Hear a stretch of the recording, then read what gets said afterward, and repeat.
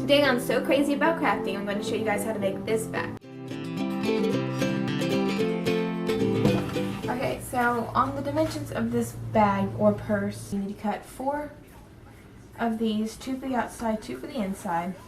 This is the inside, this is the outside, and I went ahead and I put interfacing on all 4 of these. We get really stiff interfacing for this project.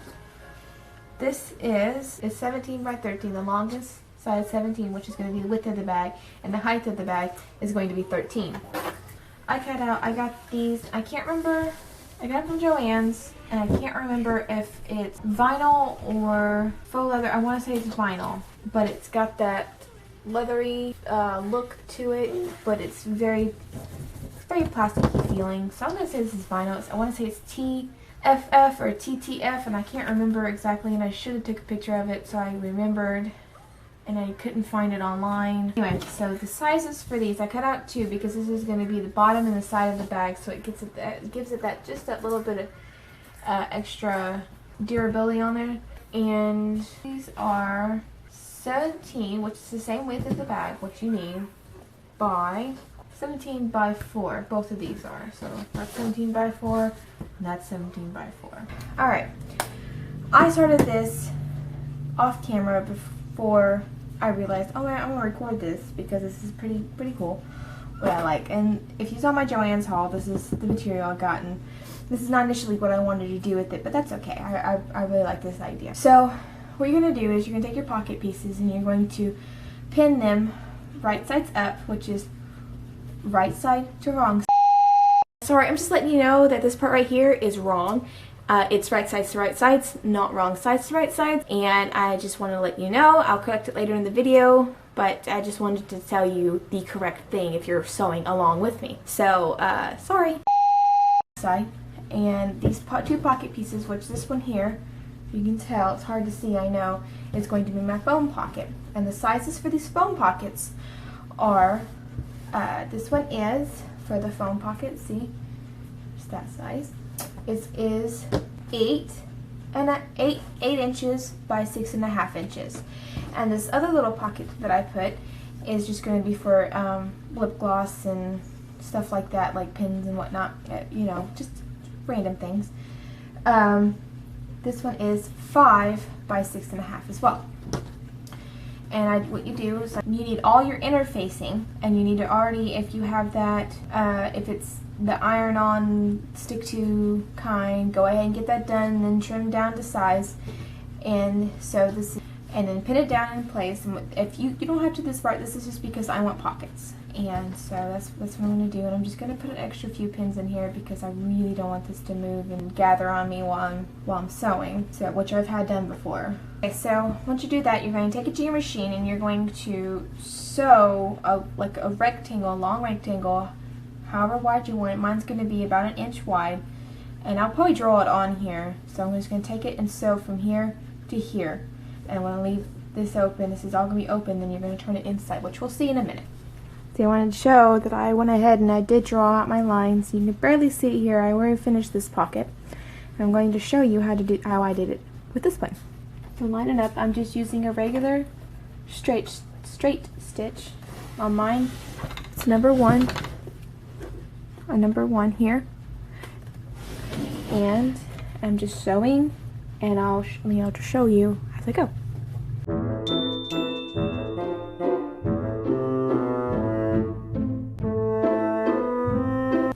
So you want to pick up your foot, leave your needle down, and then turn the material. So that way nothing gets readjusted and you don't lose where you are. You have to pick it up and readjust everything, so go on from there. And then you sew down just a little bit, making sure, stop at that line, lift your foot, leave your needle down, and then turn it. And kind of tuck your material in there if it's kind of big.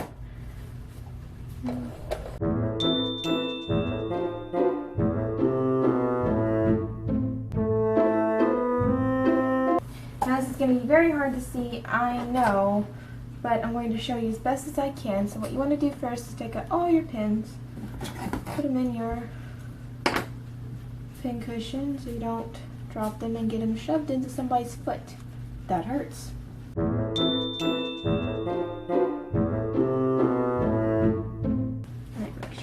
all of them? Okay, so I do. So now what you're going to do is you can barely see this line here. I know because I used black. I should have probably used white for demonstration purposes, but since I'm going to be using this, I went ahead and used black. You're going to take the middle of this and you're going in between where you just sewed, that little 1-inch seam or box there, rectangle, not box, but rectangle. And you're going to take it and you're going to snip right in the middle of that. And you're going to cut in a line, go all the way through.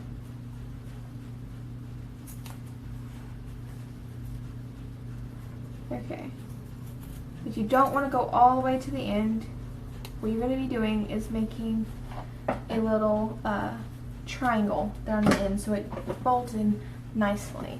You don't want to cut to the threads because then you'll have a hole. Okay, so you're gonna make a little triangle. Okay, see that? Not to the end just yet. Now you're gonna take it,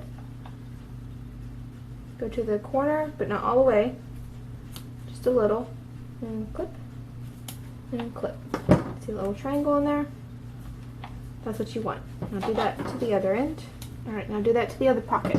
Okay, so we're going to start with this, not the little one, we're going to start with the big one. And what you're going to do, and I did it backwards, I knew I would. Dadgummit. So, okay, let me make a quick correction. I did it completely backwards, and I'm a little peeved at myself. When you do this, do it right sides together, not right sides to wrong sides. I don't know why I did that. So all that other stuff is now null and void. Oh well, it's not that bad. We'll keep going. I can't believe I did that. I always do it too. Alright, so you tuck your pocket in there. Do it to both. Push it in there. I cannot believe I did that. I'm gonna keep kicking myself through this whole video now. So no. Okay. Well, it's my bag anyway. Different. I was like giving it to somebody, I guess. But that's okay. You're going to want to press this open, this box, and you'll see that you got a nice little pocket there. You got a little hole. But you're going to want to press these little flaps down.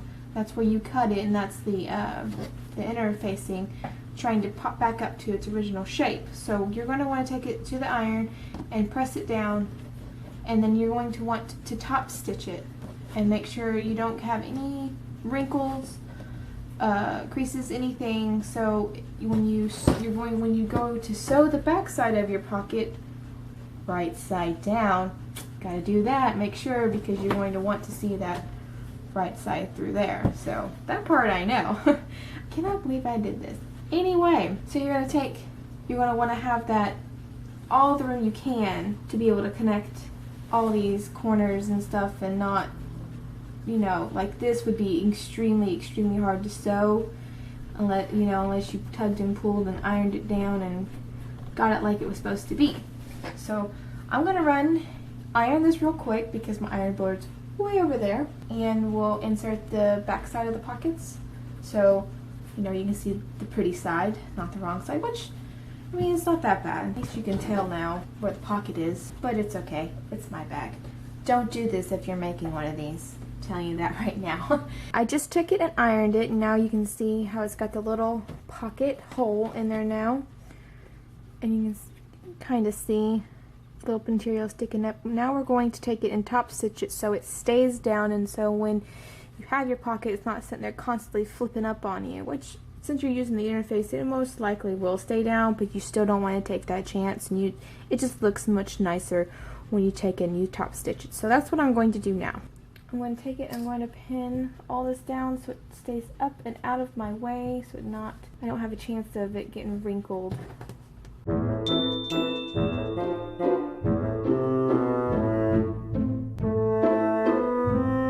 I'm going to top stitch it, but I'm going to do it from this side so I can see what I'm doing. If you're using a decorative stitch, you're going to want to do it from the other side, obviously, so you're not getting all the wonky bits on the nice side.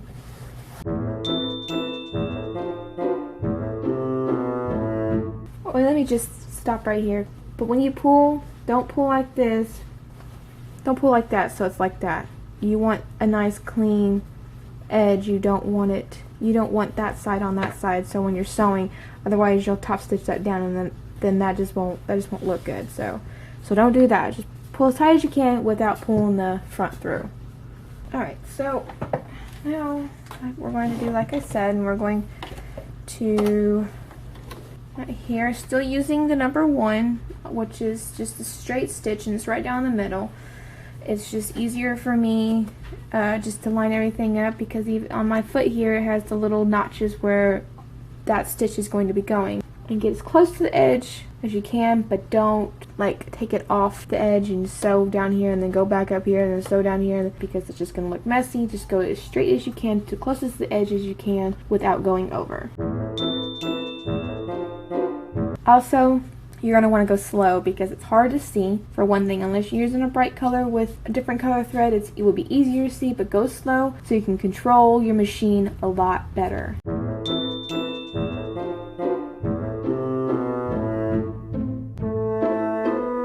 So before I move on to the big pocket, I'm going to show you the little pocket and just what it looks like. And it looks just so much nicer, so much cleaner.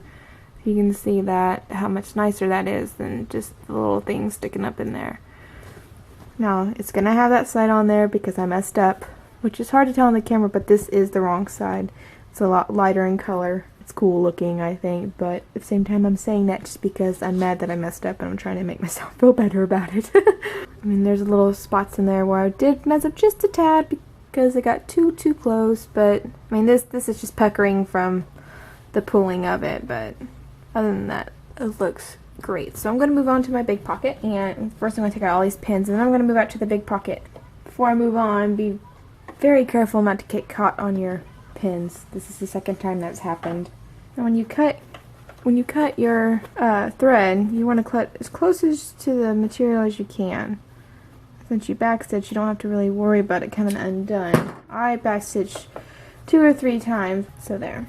So now all the pins are out, which you'll keep them near you because you're gonna need. Alright, so now you're gonna take your right side. I'm just going to show you here instead of doing an overview because I have to go straight back to my sewing machine. You're going to take your right side, which is this side, not that side, and put it down on top, line it up, and then you're going to take and you're going to pin the edges. You're not pinning to this. You're going to pick up the edge of the pocket that you just sewed in place, but don't sew it down, remember, because you got all these edges that come up. So you're going to pick that up, line them up, and pin them in place. I use a zigzag stitch on the edges, and then I do a regular straight stitch about 1/4 of an inch in. Then on the very edge I do a zigzag stitch. For the parts that puckered, I'm going to have to ease it in, and easing is just taking a little bit at a time and easing it between point A and point B.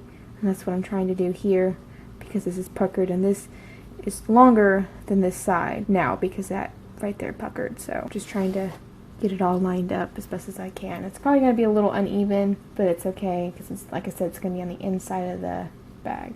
So I'm going to do this pocket first before I do this pocket. So what I'm actually going to do is do this here. Just for now. So it's out of my way and it's easier to sew. So now we're going to sew all the way around here. So you can take this and push this back. I mean, you can even pin this in place, which I think I'll do. Pin it in place for now, just so you can get this side, and then unpin it when you get to the other side. Since I have to ease this in, I'm going to start in this corner here.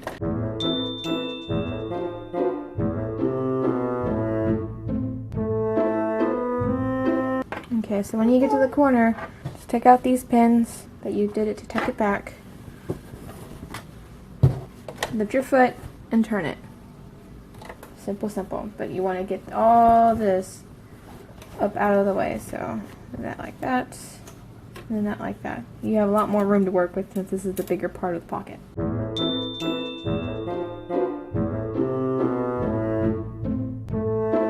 Okay, so now that I finished that, I went all the way around my pocket, You can see, and they are now connected as one.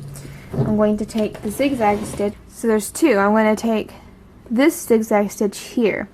This one here is the stretch zigzag stitch, which is for stretch material like knit and stuff like that, and that you can use. But this is the one here just to give it that overlocking feel, which I have an overlocking stitch, which is this one here, but it tends to take a lot more thread than this does. So I'm just going to do this because basically in this case it's the same thing. So I'm going to use my number 4. You can see there that it kind of puts the needle over to the furthest notch on my foot here. So what I need to do is line up the edges of my material between these two notches so it kind of goes back and forth over the edge. So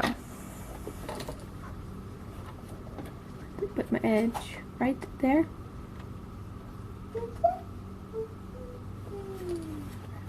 Slide my thread underneath there. I'll do it real slow so you can see.